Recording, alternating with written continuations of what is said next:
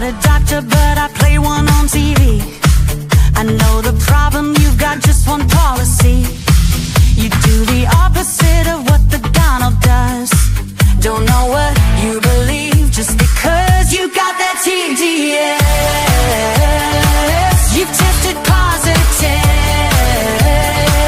There's nothing I can do for chronic low IQ.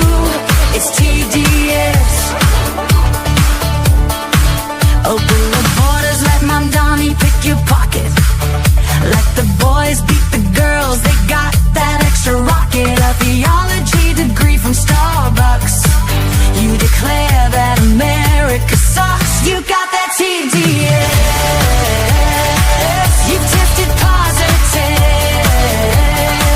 There's nothing I can do for chronic low IQ.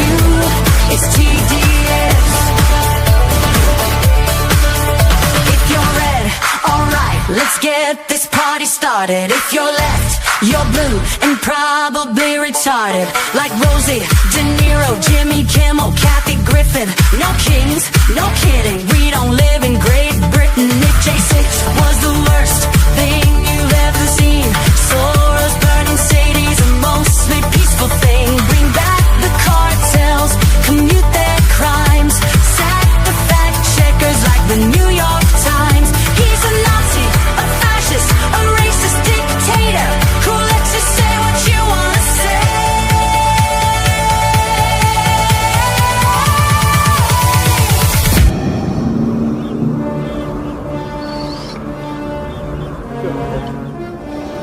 Luke, I am your daddy. You got that TDS. You tested positive. There's nothing I can do for chronic low IQ. It's TDS. No matter what he says, you must be really dumb, 'cause you keep blaming Trump for your problem. Side effects of Trump derangement syndrome may include violent behavior, delusions, nightmares, insomnia, irrational hatred, hopelessness, anxiety, depression, blue hair, tantrums, inability to form coherent speech, difficulty maintaining gainful employment, and verbal diarrhea.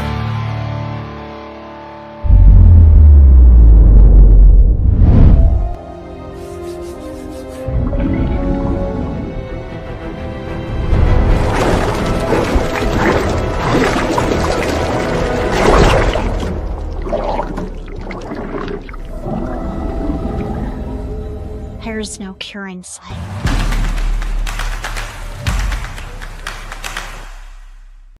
SpaceX has made me a trillionaire. Isn't that neat, Mr. Sprinkles? You can say that again.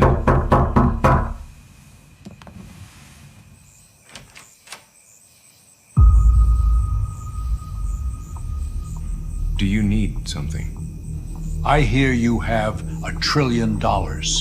Yes, I am a trillionaire, but I don't actually have $1 trillion. I want it! There's no money here. Give it to me!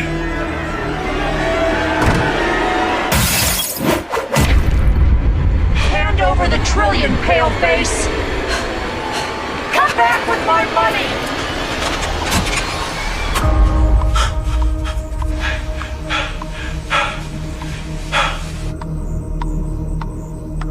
Where are you going with our $1 trillion, comrade? I keep telling you, there is no money. He's hiding it! I bet he swallowed it! Let's cut him open and take it! I don't have $1 trillion. All that wealth is in my rocket company. He said the $1 trillion is in his rocket. Let's go get it!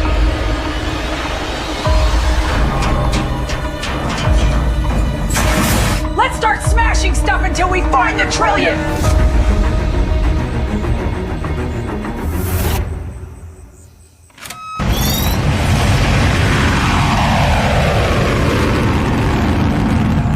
Good thinking there, Mr. Sprinkles. Those people were scary, but luckily they were extremely stupid. Now let's go swim in the money vault. The $1 trillion is all mine.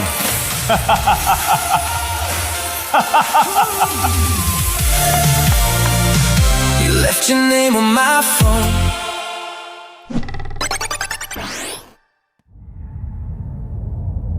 See any wealth here to redistribute? No, just red rocks. Rats.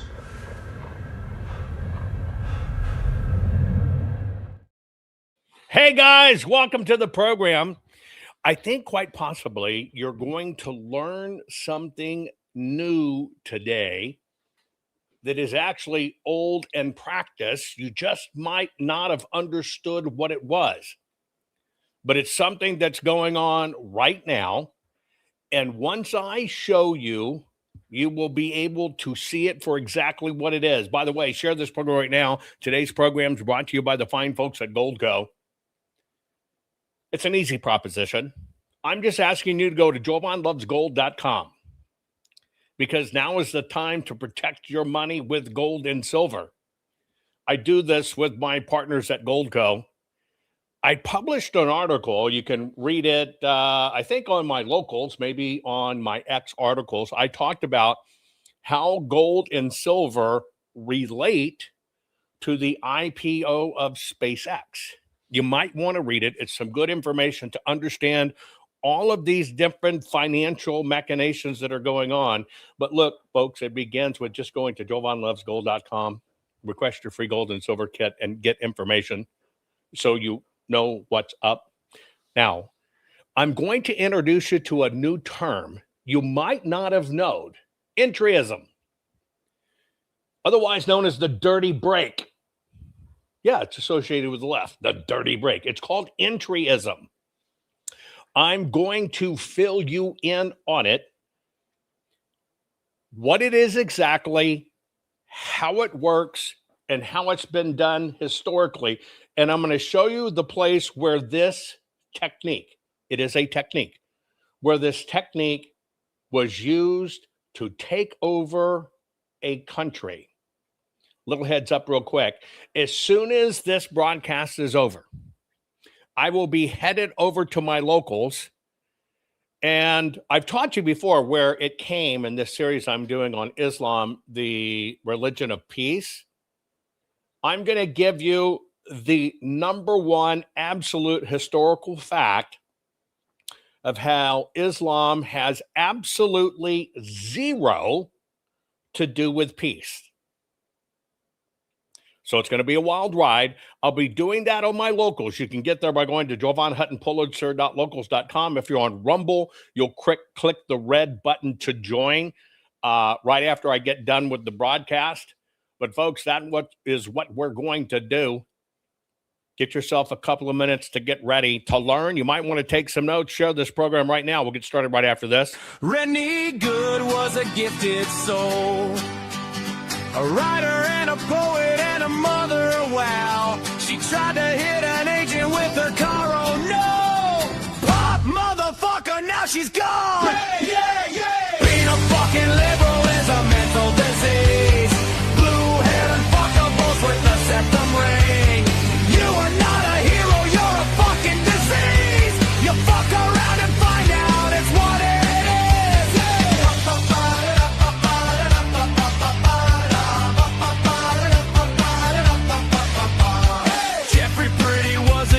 Homo started talking shit to protect a chomo. He was getting nicked when he pulled a gun. Bam, motherfucker, now you're gone. Yeah, yeah, yeah. Being a fucking liberal is a mental disease. Blue-haired and fuckables with a septum ring. You are not a hero, you're a fucking disease. Fuck around and find out what that is.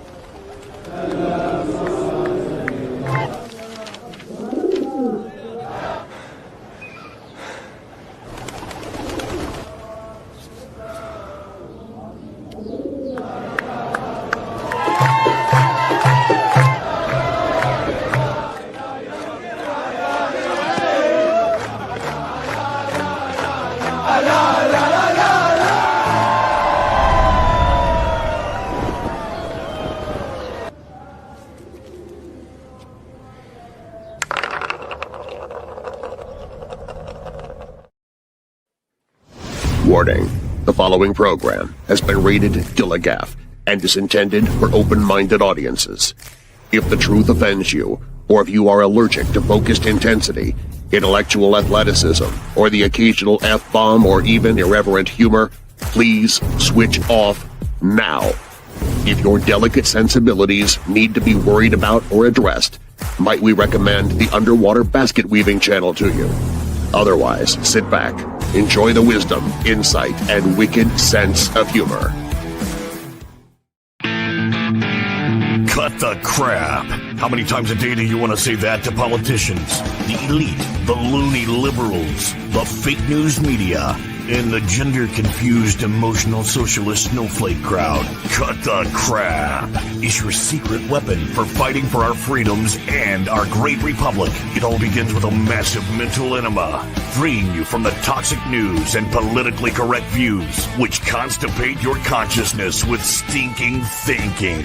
Your host, Jovan Hutton Pulitzer. He's known for calling out politicians and telling them to cut the crap. You've seen him on virtually every television network and listened to him on Coast to Coast Radio.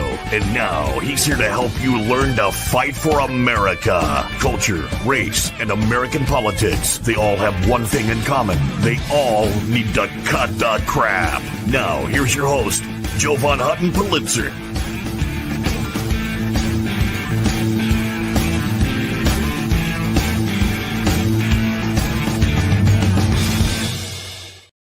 Okay, guys, it's time for a history lesson, an economics lesson, and a political lesson. And what we're going to be talking about is called the dirty break. How entryism undermines the foundation of the American constitutional republic. Many people might not have heard that term before, but it's actually something that is going on right now. You'll recognize it when you see it. I'm going to play you a few videos first, and then I'm going to actually give you the history of what it is and how it works. And then in the final part, I'm going to share with you what countries or parties have been taken over using this little known practice. It's something exceptionally serious. I'll kind of give you a top level view. We'll start here. Our candidates run as Democrats. We're on the Democratic Party ballot line. We contest the primaries. And when they're in the legislature, they're part of the Democratic Party caucus. But we don't agree with the way the Democratic Party establishment organizes or runs its party apparatus. And so we try to build independence by focusing on volunteer-led movement. We think that everyone should be able to be trained and to become someone who can participate in the political process. And we don't really think that Democratic Party campaigns in the establishment are run that way. And I think you really see that difference in the races like we're having tonight. And I think in terms of the agenda, there's a problem in the Democratic Party where they are funded by billionaire donors, and at the same time, they're trying to represent the working class. And in our opinion, you have to choose between the billionaire class and the working class. It's just impossible to satisfy all of them. You might catch in that little bitty ditty, he's from New York City, by the way, this issue about classism. You're going to hear a lot about the billionaire class, and now you've got the trillionaire class. But what people don't realize is, number one, there's no such thing as a Democrat or Republican. There's only the uniparty. The uniparty is all about power, greed, money, and protectionism. And what it does is it craps all over us. That's why my program's Cut the Crap, Culture, Race, and American Politics. In that crapping part, because we're all basically equally crapped on, an interesting thing happens. Some people work to fix it. Some people just break away from it and forget about it and just ignore it like it's not there. And some people can get really pissed off. But on the extreme edge of the pissed off is there are people that say, well, it's the system that's corrupt and it's not fair. We've got to make it fair. We've got to make it equal. You've heard all this stuff before. It is in that vacuum that is created by the glut of greed and power, which we're going through right now. It's just all it is. That something more insidious in the name of making it better for people pops up its head. It's truly, truly evil at its heart, but it is all designed under the cover of we'll take care of you. Let's drop in on one of these guys' meetings. Listen to the topics they discuss in their meetings. And on that revolutionary horizon, want to perform abortions at a church, but before it's all said and done. Did we hear that right? And on that revolutionary horizon, want to perform abortions at a church, but before it's all said. Abortions will be done in church. Now, you might think this is just rhetoric or play or whatever. Yeah, it's one of those things. What the frick? And on that revolutionary horizon, want to perform abortions at a church, but before it's all said and done. The only real difference between marriage and prostitution is the price and the duration of the contract. We can fight for family abolition. We can imagine family abolition because we have seen Black women do it, because we have seen these indigenous communities do it. But to me it is the institution of marriage can only exist alongside the criminalization of sex workers. Children whose parents are unable to provide either housing, food, or safety are treated as if they have committed a crime. So kids themselves are treated as if they have committed a crime if they're not born into a family that can support them. In addition to abolition of family policing, you argue for abolition of the family in general. And say that the institution of the family acts as part of the carceral system in the way that it reinforces children as property. I think the left is constantly surprised at how few people are, ready for revolt, despite, the extremely dire conditions that we are in that keep becoming more and more dire every day. Women and children are the most harmed by capitalism, but also women and children are the architects of their fate. So when we talk about family abolition, that's what we're talking about. We're talking about the abolition of that economic unit. For me, that liberatory horizon is to say it is a horizon in which kinship and care are, in which all of our material needs are taken care of by the collective. Sex work, the criminalization of sex work is like the dark underbelly of the sanctified, reified, and legally enforced institution of exchanging your bodily autonomy and your sexuality for economic security. I don't think one can exist without the other. Okay, you heard terms like collectivism. All of our needs are taken care of. Now, this is a main part of their platform, and that's the least radical part of it. Now, let me show you a leader, a politician, I wouldn't call him a leader, that is part of this, is key to this, is proof that it happens and just got elected inside one of the national parties. What the purpose is about this entire project, it's not simply to raise class consciousness, but to win socialism. And obviously raising class consciousness is a critical part of that. But making sure that we have candidates that both understand that and are willing to put that forward at every which moment that they have, at every which opportunity that they're given.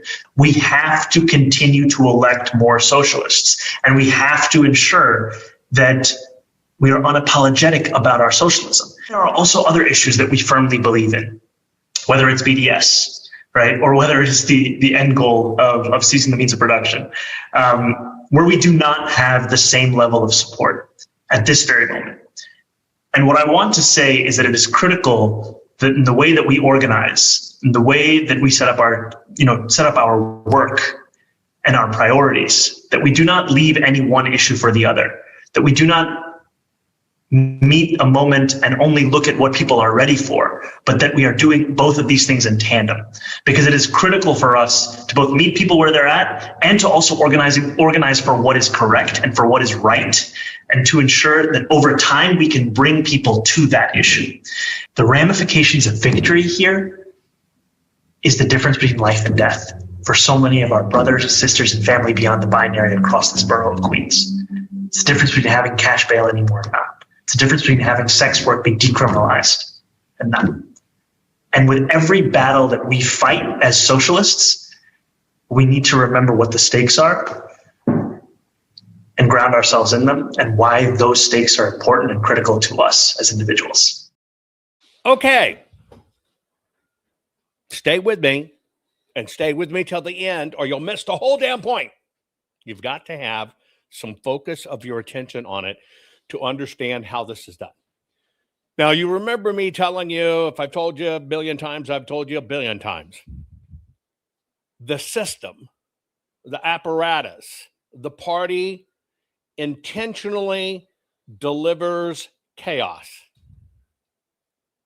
The enemy of all of this is knowledge to understand what you're looking at and focus on how to keep it all together and make it better. Now, what they do is the upper system, as this infiltration begins to take place, what happens is they start throwing bombs about everything. Kleenex are racist. Why is toilet paper only white? It's the rich.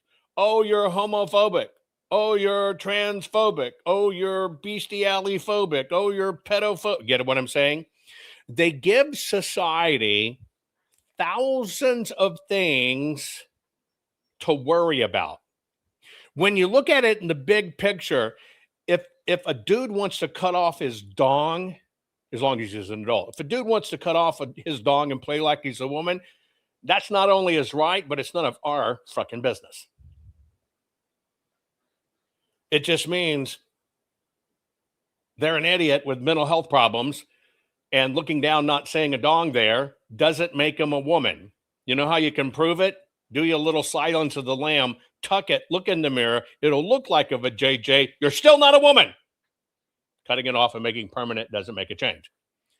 Now, the reason they throw all this stuff in here is because they know most people can only think singular line tracks. Most people cannot, because we're emotional, we can't step back, look at the entire picture, understand what's going on, and understand how to pick your battles. So the reason both the right and the left, right, throw all these things at you is because one will trip your trigger, baby. Save the children. Save the whales. Save MS-13 gang members from being aborted. One of them, based upon your life experience, based upon what gets you going, will drive you to siding with them. Always under the theme, because they know inherently people go, I don't have enough money, I need help in my life is tough, I got to pay my bills, I need all this, costs are going up. They know they always have that theme. And so what they'll do is they'll find one for you to attach on by giving you a buffet of bullshit, always with that underlying theme, well, we'll make it better, we're brothers and sisters, we're all going to have more. It has never worked. It has never, ever worked. But in order for this to rise, it needs the vacuum tube broken.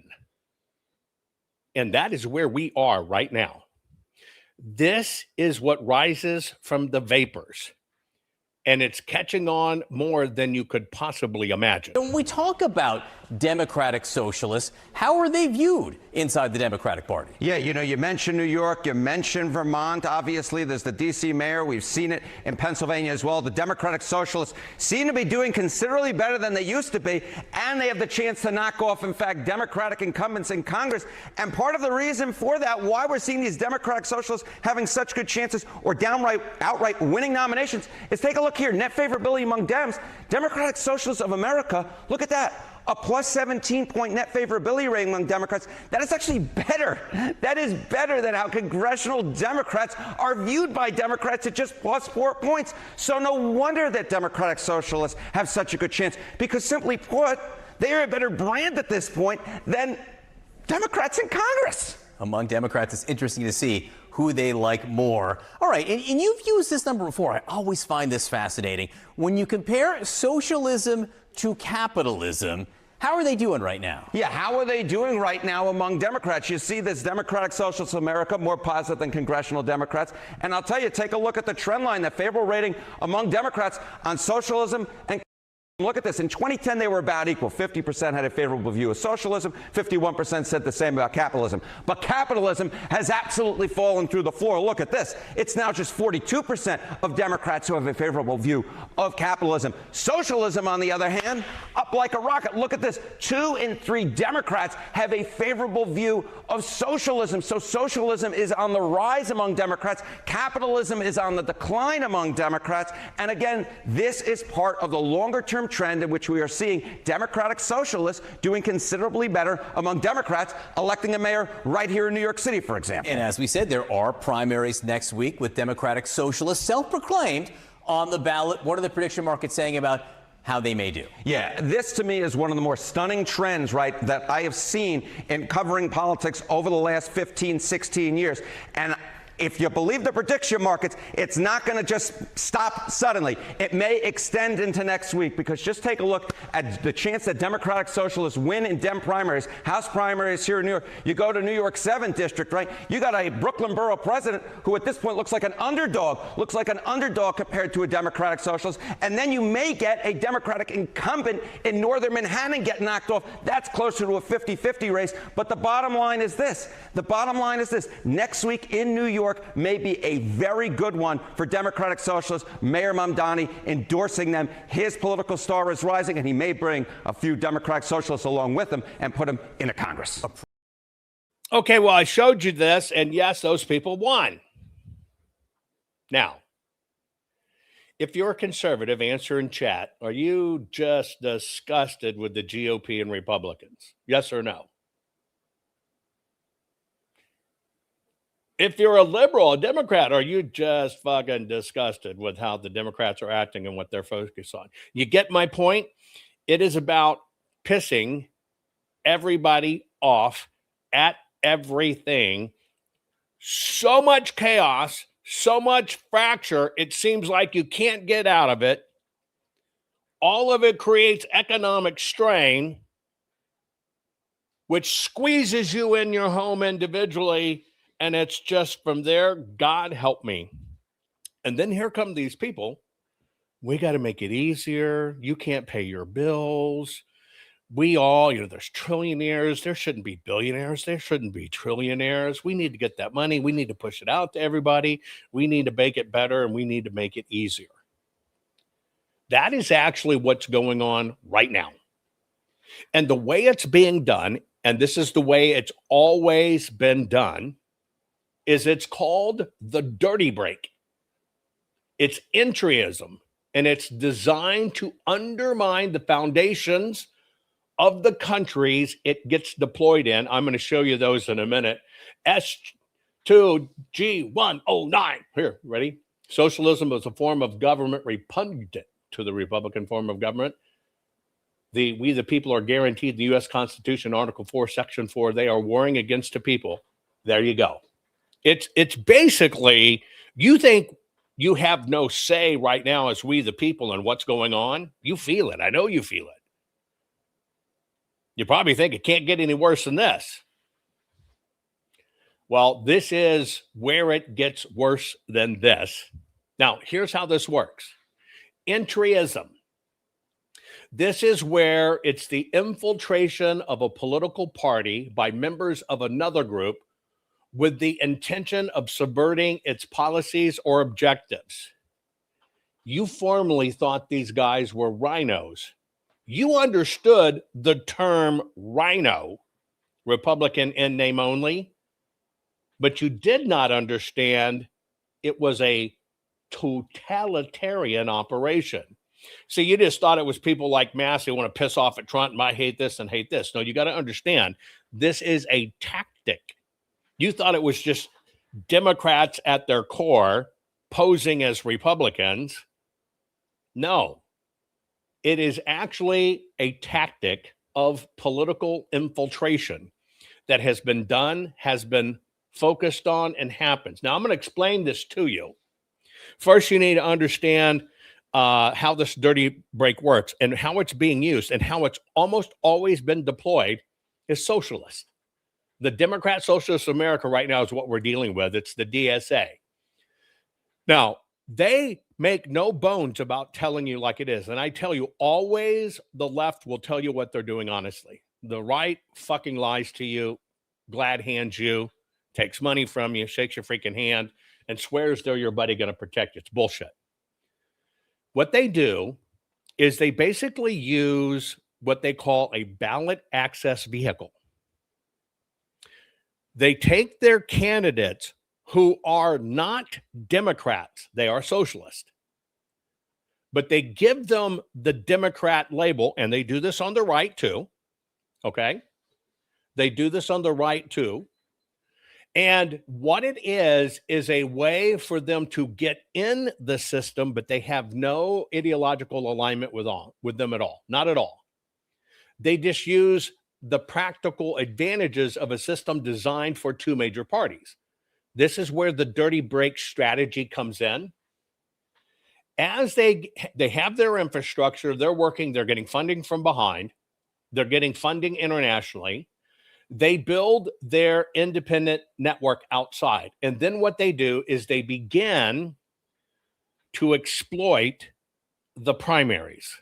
This is what's going on absolutely right now in full freaking gear swing. So they get their candidates to run while they, AOC, etc., what they're doing is they're actually exploiting the infrastructure of Democrat primaries, resources, brandings, etc. Now, this has evolved over time. This is a very, very sophisticated form of entryism. It's always positioned as being pragmatic organizing. But what it is designed specifically to do is to 100% erode our constitutional republic's core principles, period. They need it to go away. And the way they need it to do this is they kind of eke their ways into these parties. They eke their ways into these factions. You know, we're about, federalism and limited government and constrained, enumerated power, separation of authorities. No, this is everything's going to come together. This at its heart is what a rhino really is. And a demo and a demon and everything else. This is how they do it. Now, this is called realignment.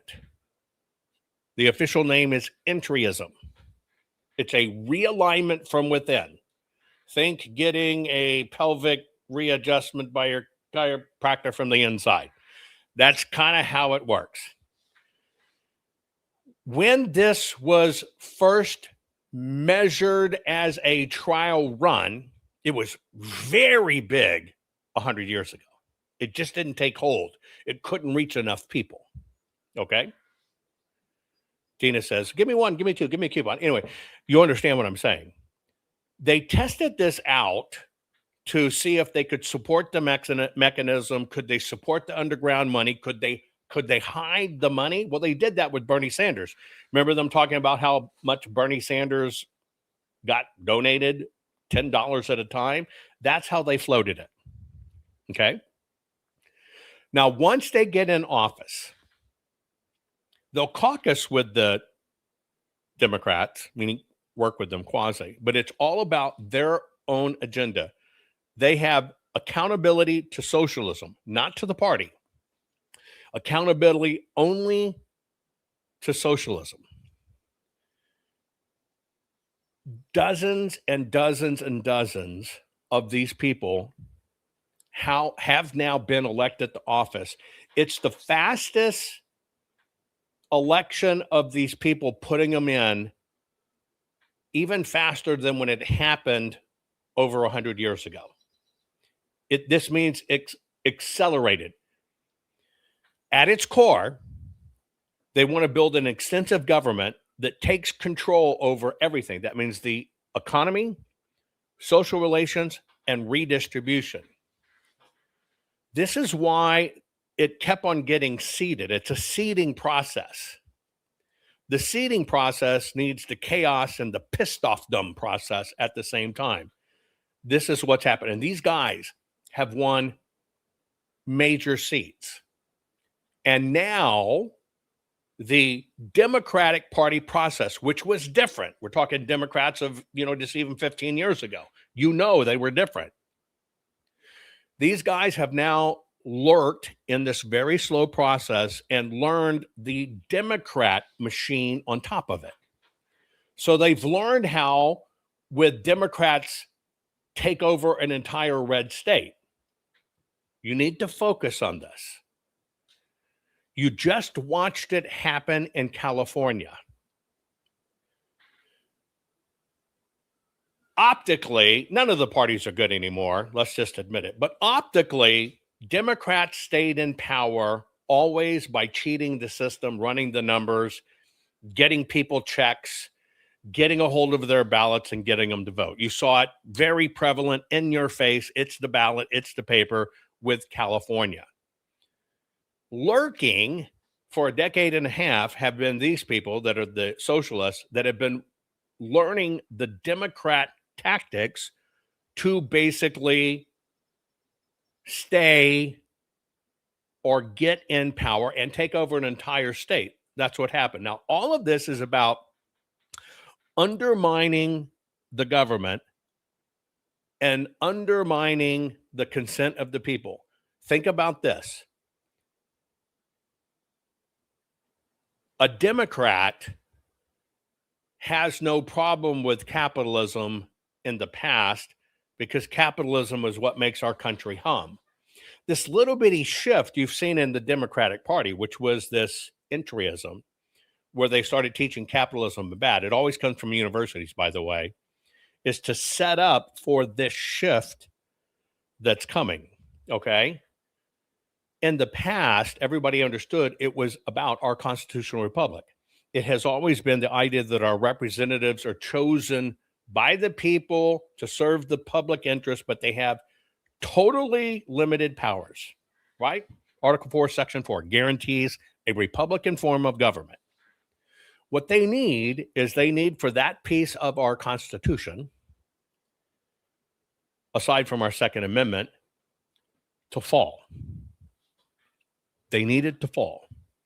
Now, this is always cloaked with the signals, and it's only just signals, either liberalism or moderation or progressive. It's just they do signals. They just don't understand the apparatus that's working underneath. And what happens is, once they get enough people in power, having their own objective, folks, you should really think spy game. You should think hidden spies, whatever the case may be.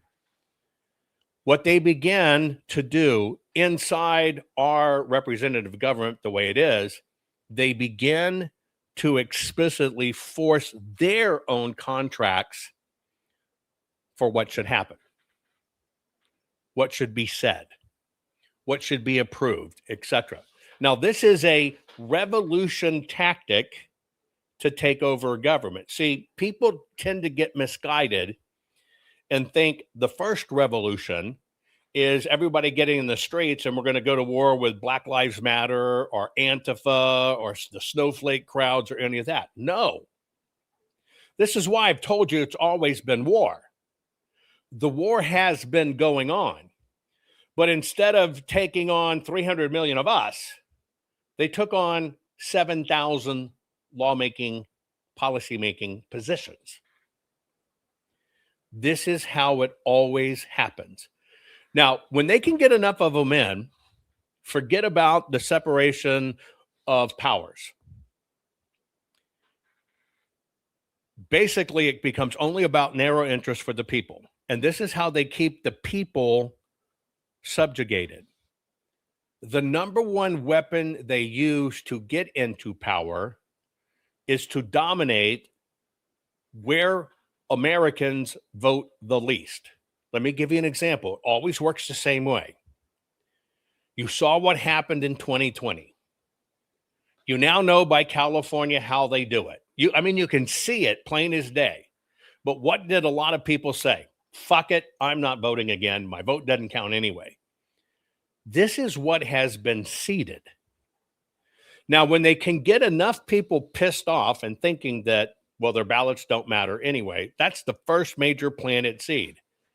Where do people vote the least? Primaries. And what ends up happening is they end up sweeping the primaries. This is what James Madison warned in Federalist number 10. That's why it's worth going back to read it. This is what's being undone. So you get the erosion of federalism, which we have, and you get the erosion of limited government. All of these things start to expand, right? Now, the way they accomplish it is through sweeping economic regulations. I can tell you it's coming because of the IRS code where banks have to report every deposit over $600. Or 87,000 new IRS workers. See, you always thought that was about the Dems and bullshit. No, it is the enforcement arm of this mechanism. It's where they laid the stage. Now, once they can get those economic regulations in, then it becomes about universal programs. Wealth distribution. Where do they practice the universal programs and wealth distribution? They basically make you accept it in illegals first. Now, why do they do that? Well, see, it's kind of this fantasy idea. Well, that's not fair. I'm not getting money and whatever. You're not really cut that way just to steal other people's money or to think it's okay to go in people's bank account and give it to this guy. Even if you're a liberal, you're not necessarily wired that way because that's the way our country hasn't worked.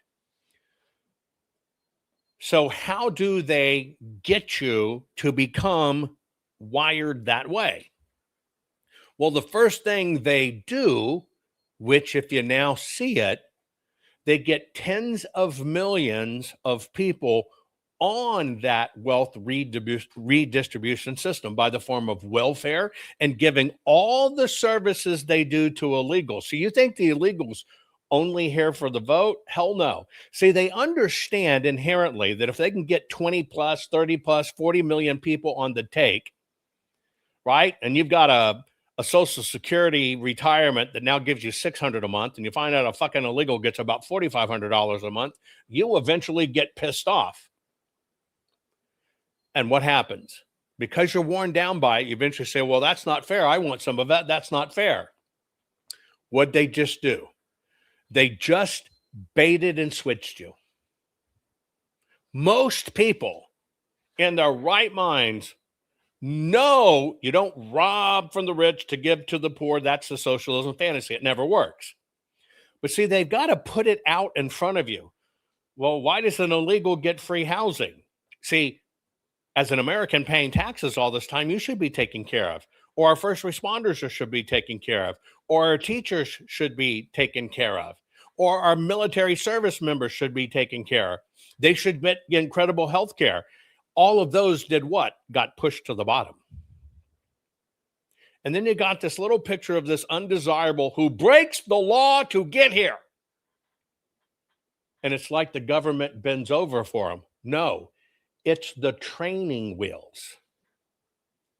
Because they know you won't readily accept it as an American that at your core is red, white, and blue. But if they can convince you America is broken and they can keep on flaunting this in front of you, and you're looking at all these illegals, laws don't apply to them.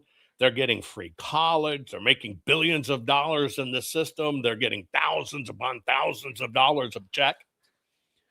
Eventually, you make one simple change in your mind. And the change in your mind is, I want some of that. Now, some of the other mechanisms they do with this is they begin to raise property taxes. They make the cost of owning punitive. You paid for a house, you own it. Well, you don't pay your property tax, it's being taken over. Well, what happens in this property tax, the taxation part of it, is they keep raising it, keep raising it, keep raising it. That's making it punitive. On the other hand, they do things like, to protect the people, for everybody, they start putting in rent control, where the fair market value for rent should be $2,500 a month for something. That's probably the size of a closet, depending on the city. They make you pay it, but they come in other ones, you got to have a certain amount of rent control, which means that person doesn't pay any more than $250 a month. And you're going, I'm paying $2,500, but they only have to pay $250, and it's rent control. And they start forcing this on who? The owners of the properties. Well, what happens to these properties? Well, when they start putting rent control in the name of equity and taking care of everybody, the companies, the people, the families that own the building, two things. They can't keep the upkeep of the building safe and sound. Therefore, the city and state starts fining them incredible fines. They can't pay the fines. What does the city, state, or do? Take over the building. Or they can't pay. They can't make any money at it.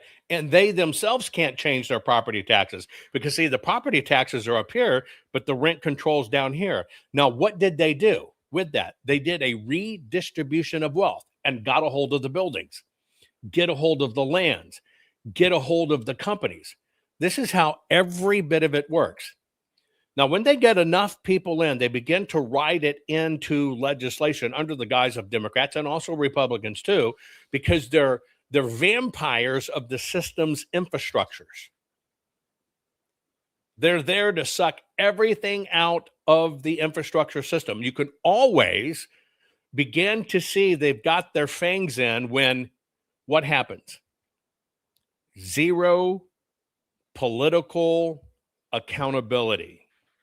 You see somebody from Somali suck $1 billion from the system and nothing happens to them.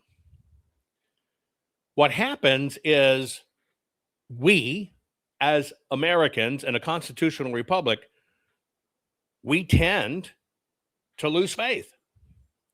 We tend to feel there are no fucking options. The Dem are rat bastards and the Republicans are bastard rats, but they're still the same thing. And when that happens,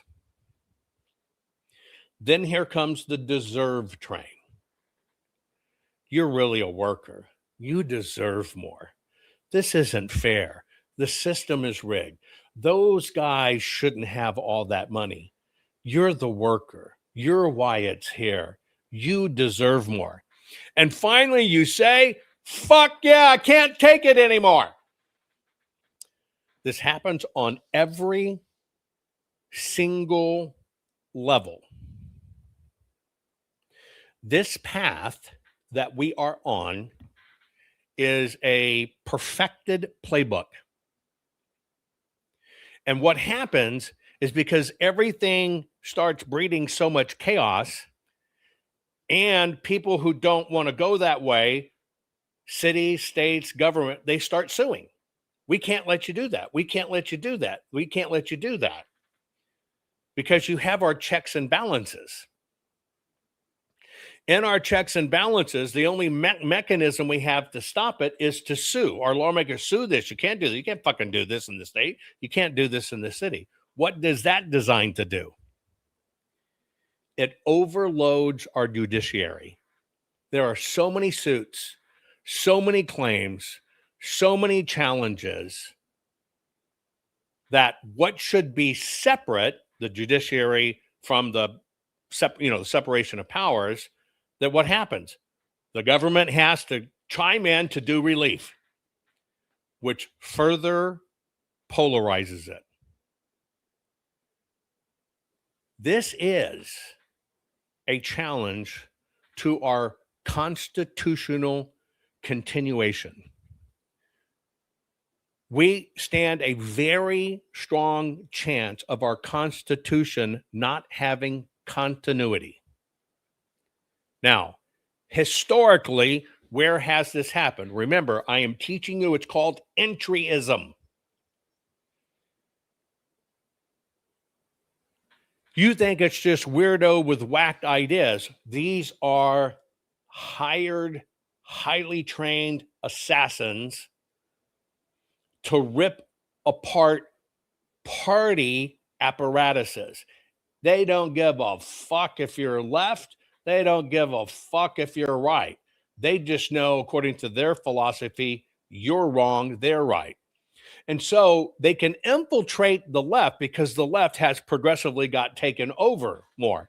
Why? Because if you're a staunch constitutional conservative, and the Republicans, going to be harder to take over, but they do get their people in. This is entryism. Where has entryism conquered before? Do you know where entryism has conquered before? I'll tell you that. I'll be right back. Never give up. In the late 1990s, one man dared to dream bigger than the world was ready for. He saw the internet, then mostly words and hidden IP addresses, and asked a radical question. What if every barcode on every product could instantly connect you to a website? Scan Commerce was born. He and his team manually linked millions of books, records, tapes, and consumer products to the web. Their vision? Simply scan the code and, boom, you're on the site. The problem? Only 6% of the world had internet. No camera phones. No smartphones. So he invented the QCat, a device that literally gave computers eyes. People mocked it. They ridiculed it. Mark Cuban called it the worst invention ever.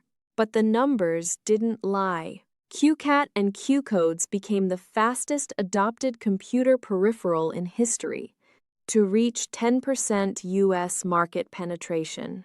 Telephones, 25 years. Electricity, 30 years. Radio, 7 years. TV, 11 years. Internet, 9 years. QCat did it in just 30 days. It hit 1 million users in 30 days and 2.4 million in 60 days, faster than Facebook, Instagram, Twitter, or Airbnb ever dreamed of. Then disaster struck. The dot-com crash. 9/11. Markets froze. Capital died. The dream looked dead. But the inventor? He refused to quit. Jovan Hutton Pulitzer kept fighting. He nurtured those patents through the storm. He ignored the haters, the doubters, and the crash. Today, that dumb idea is the global standard and one of the most successful patent portfolios of the internet age. It's built into 21 billion mobile and wireless devices worldwide. It powers 2.7 billion scans every single day, over 1 trillion scans a year.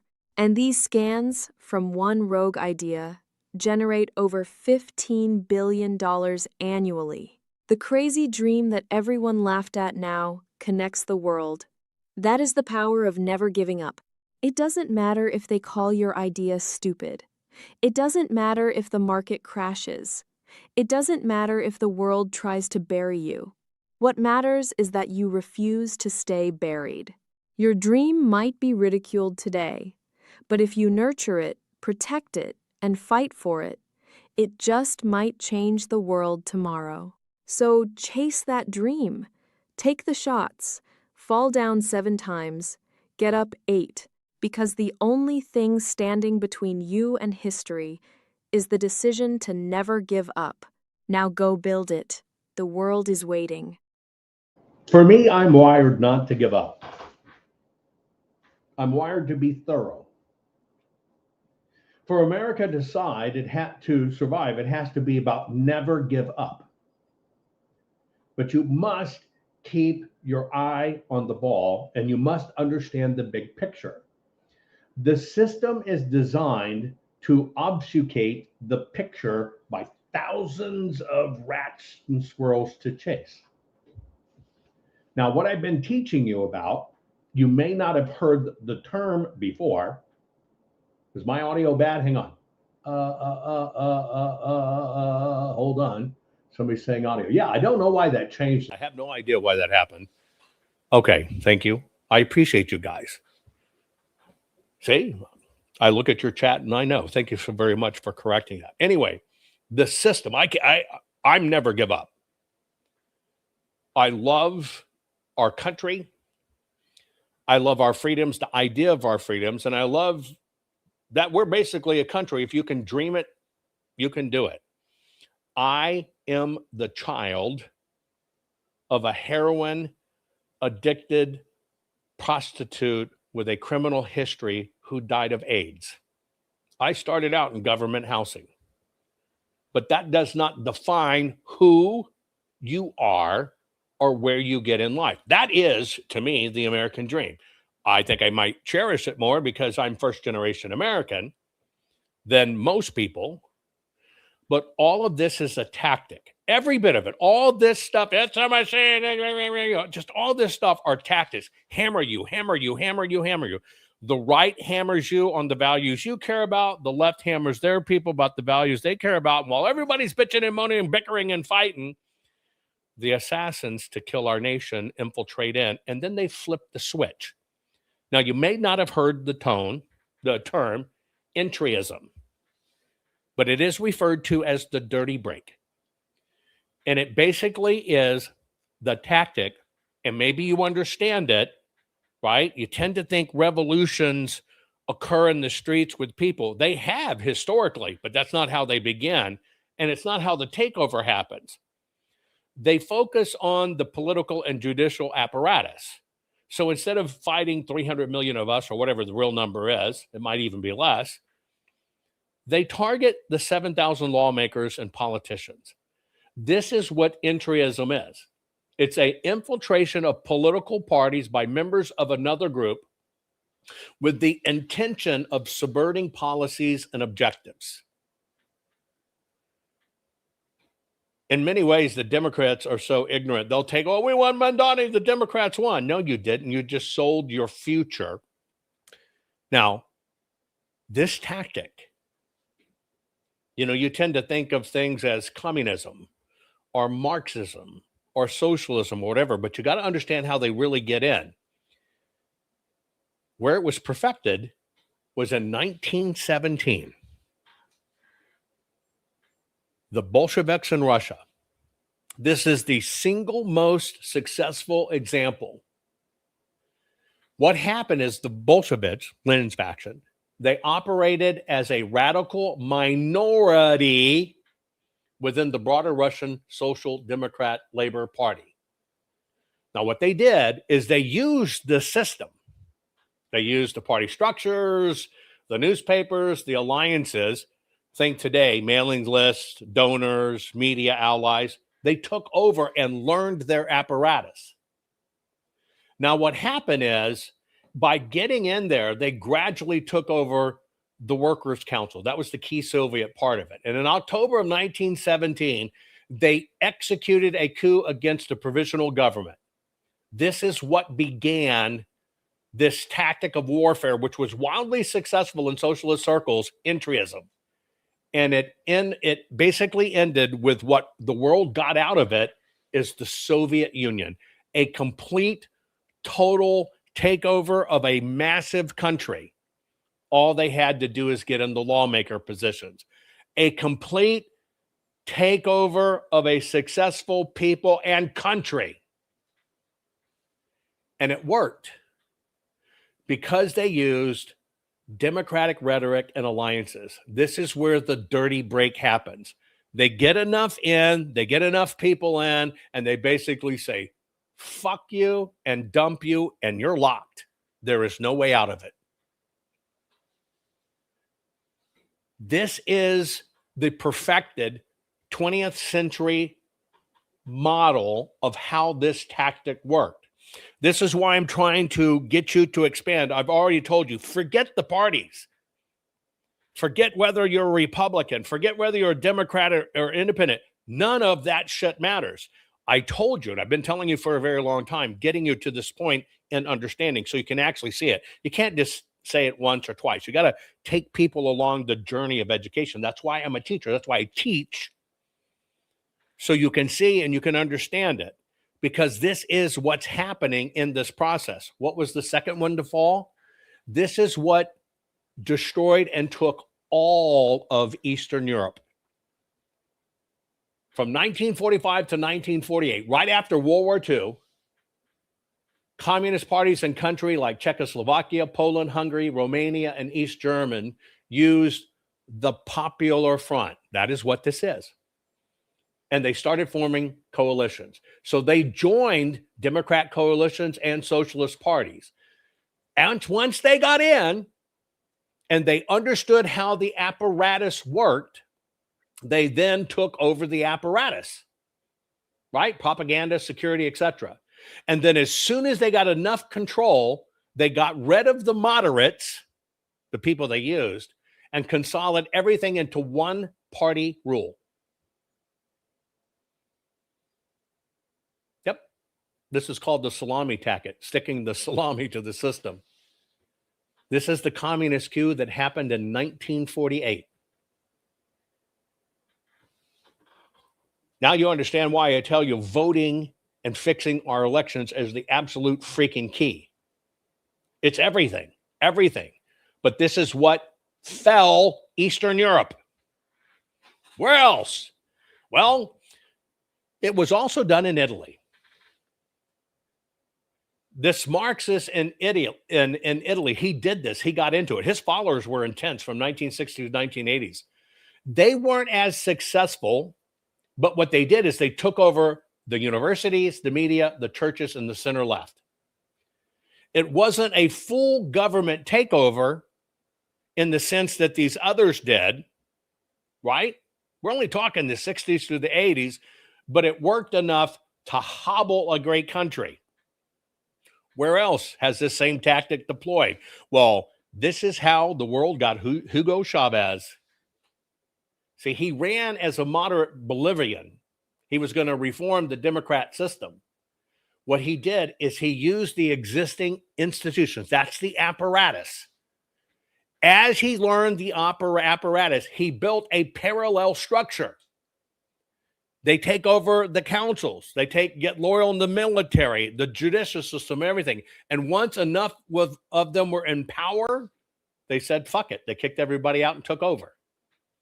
This is the 21st century example of how this happened. It is a repeated playbook over and over. Those aren't even the worst ones.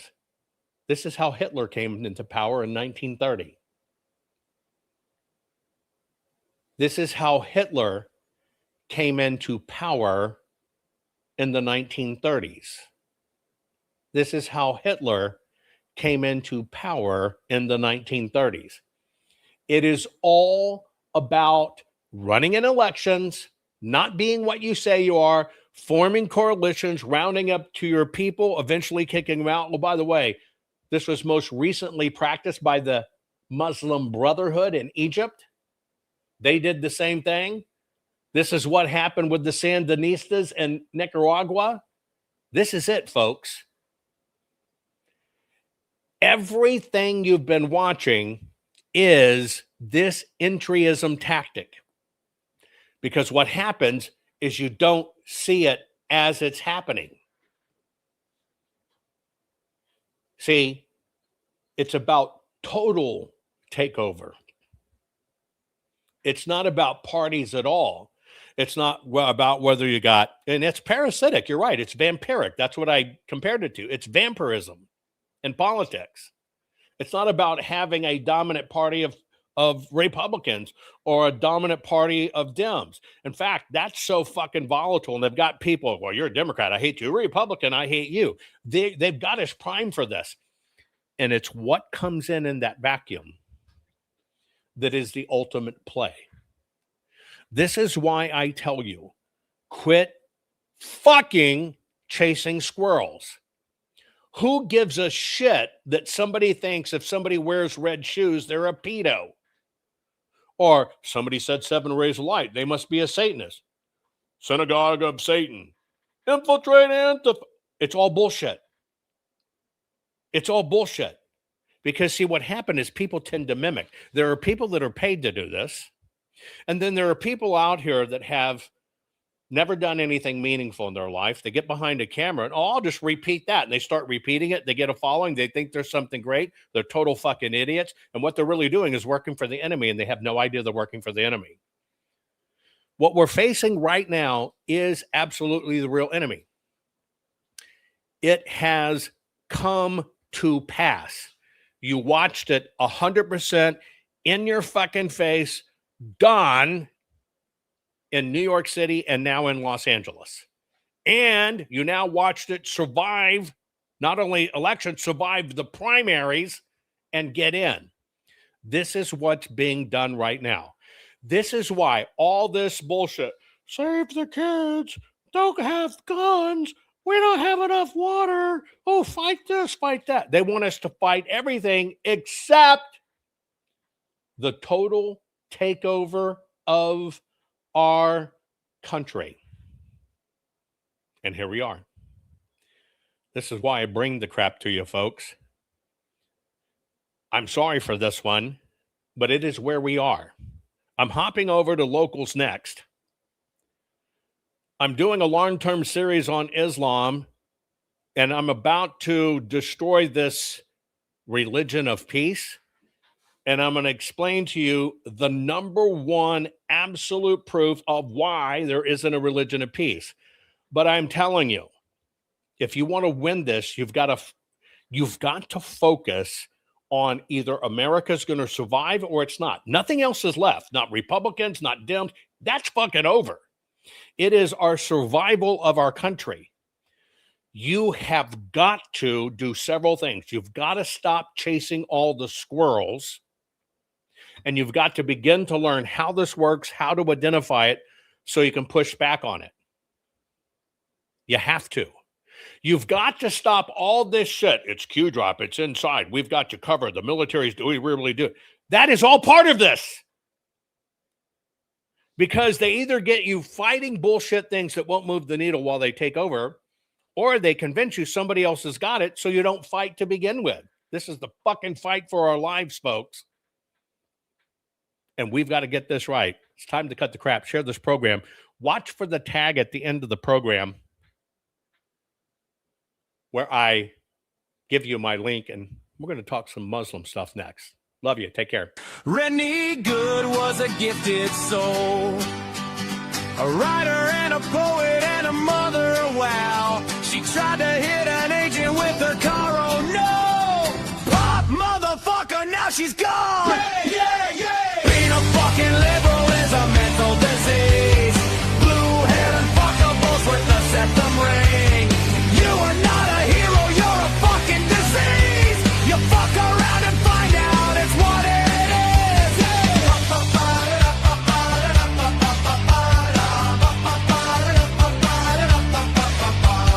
Jeffrey Pretty was a Jewish homo. Started talking shit to protect a show.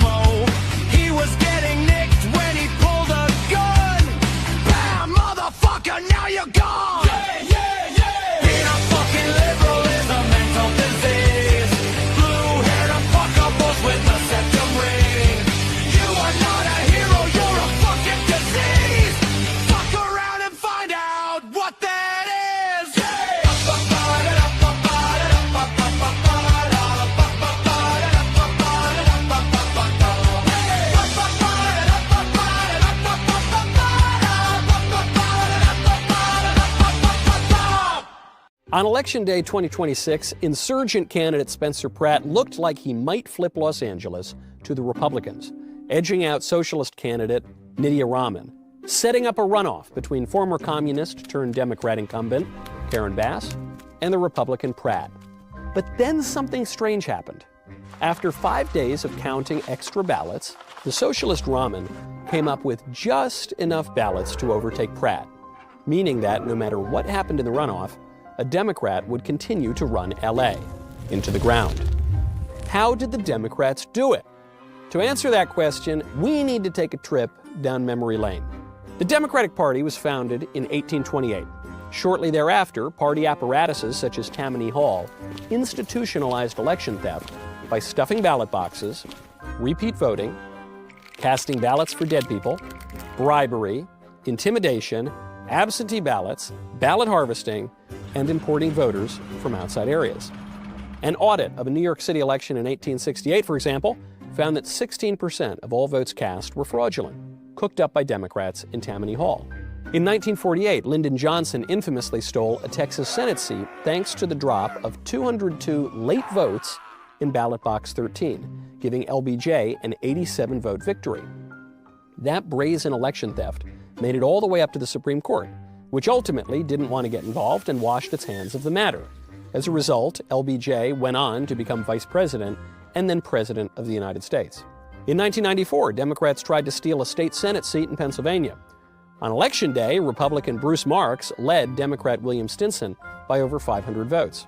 But the absentee ballots curiously went overwhelmingly for the Democrat, giving Stinson just enough votes to win overall. In that case, happily, a federal judge found that Philadelphia election officials had illegally delivered hundreds of absentee ballot packets directly to the Democrats, who in turn collected votes from people who were ineligible to cast votes when they weren't forging the votes outright. Democrats ran precisely the same absentee ballot playbook in 2003 in the East Chicago, Indiana mayor's race, fraud we know about only because the Indiana Supreme Court decided to get involved, ordering a new election, which the Democrat fraudster happily lost. Democrats' reliance on absentee ballot harvesting became so widespread, especially in states such as Illinois, Arkansas, and Georgia, that the 1982 Illinois elections resulted in 62 indictments and 58 convictions for election fraud, involving not only campaign workers, but precinct captains and election officials. In Chicago alone, a grand jury found that 100,000 fraudulent votes had been cast. But Chicago had already been a central hub of Democrat election theft for decades, most infamously exemplified by the 1960 presidential election, in which Robert Dallek, a biographer of both John F. Kennedy and Richard Nixon, concluded that Democrats, quote, probably stole Illinois from Nixon.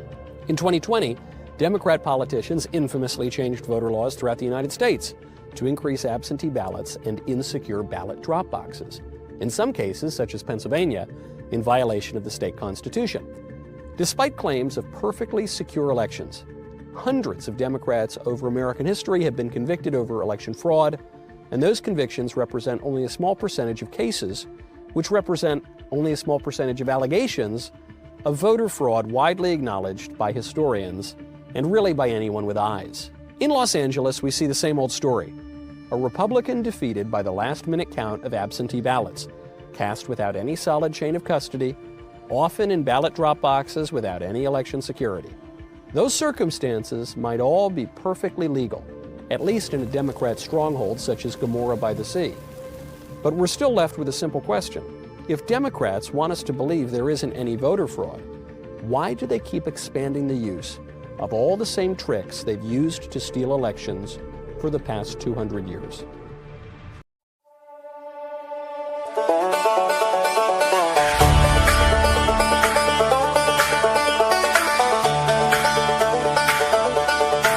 I'm not a doctor, but I play one on TV.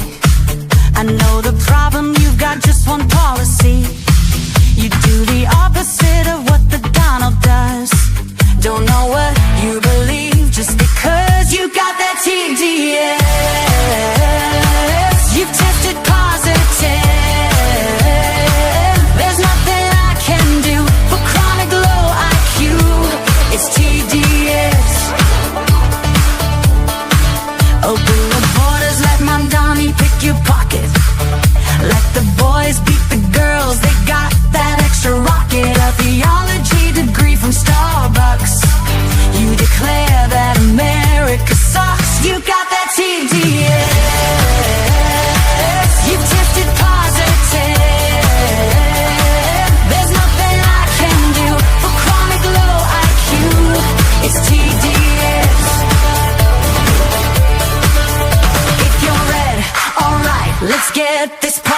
started. If you're left, you're blue and probably retarded.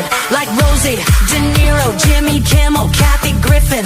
No kings, no kidding, we don't live in Great Britain. If J6 was the worst thing you've ever seen, Soros, burning Sadies, a mostly peaceful thing. Bring back the cartels, commute their crimes, sack the fact checkers like the New York Times. He's a Nazi, a fascist, a racist dictator who lets you say what you want to say.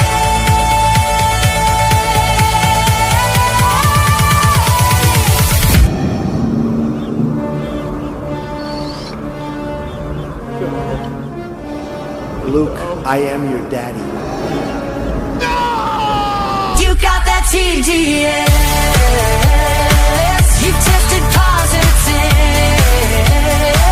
There's nothing I can do for chronic low IQ. It's TDS. No matter what he says, you must be really dumb, 'cause you keep blaming Trump for your problems. Side effects of Trump derangement syndrome may include violent behavior, delusions, nightmares, insomnia, irrational hatred, hopelessness, anxiety, depression, blue hair, tantrums, inability to form coherent speech, difficulty maintaining gainful employment, and verbal diarrhea.